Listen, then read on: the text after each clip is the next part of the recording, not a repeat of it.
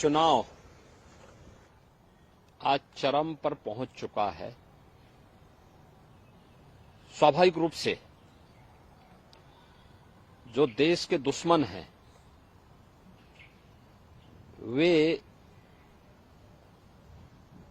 चुनाव के दौरान मोदी जी के पक्ष में जो माहौल है, इस माहौल को खराब करने का भरसक प्रयास करेंगे। कुछ चीजें हैं जो देखने लायक हैं और जिसको पूरे देश के लोगों को वास्तव में समझना चाहिए कि कैसे पाकिस्तान से राहुल गांधी को प्रोजेक्ट करने का प्रयास कर रहा है। ये चीजें दिखती हैं कि पाकिस्तान सरकार का पूर्व मंत्री जो बेशर्मी के साथ पुलवामा की घटना का समर्थन करता है, वह व्यक्ति राहुल गांधी को सपोर्ट कर रहा हो और राहुल गांधी को लेकर के प्रफुल्लित हो रहा हो, ये चीजें दिखाती हैं कि कांग्रेस का हाथ देश के दुश्मनों का साथ।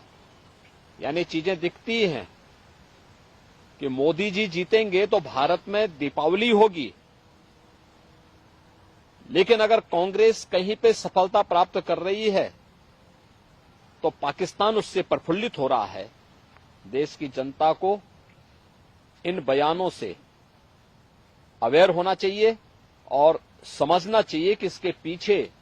भारत विरोधी ताकतों की मंशाएं क्या हैं भारत के प्रति। सर, हम कह सकते हैं कि पूर्व में कांग्रेस का चूंकि बहुत अलगाववादी शक्तियों से, या हम कह सकते हैं कुछ ना कुछ समर्थन उनको कहीं ना कहीं से रहा, इसी वजह से आज पाकिस्तान से इस तरीके के बयान आए, क्योंकि पूर्व में देखिए कांग्रेस आजादी के बाद अपने मार्ग से भटक गई। उसने अपने स्वार्थ के लिए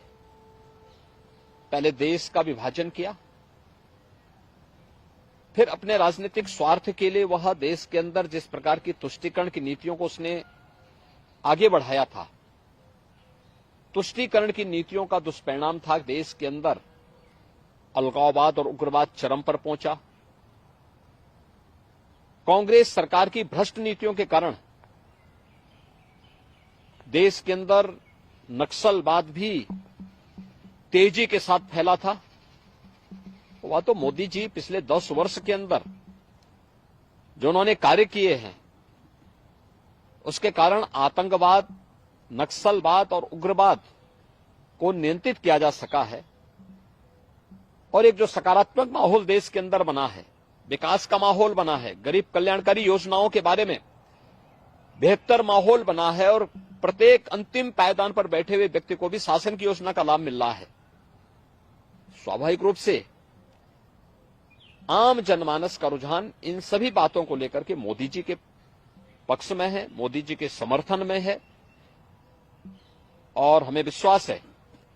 कि कांग्रेस की विभाजनकारी तुष्टीकरण की नीतियों से देश की जनता कांग्रेस और इंडी गठबंधन को जोरदार जवाब देकर के उनकी मंशाओं पर पानी फेरने का काम करेगी और मोदी जी के नेतृत्व में भारतीय जनता पार्टी और एनडीए प्रचंड बहुमत के साथ फिर से देश के अंदर सरकार बनाएगी।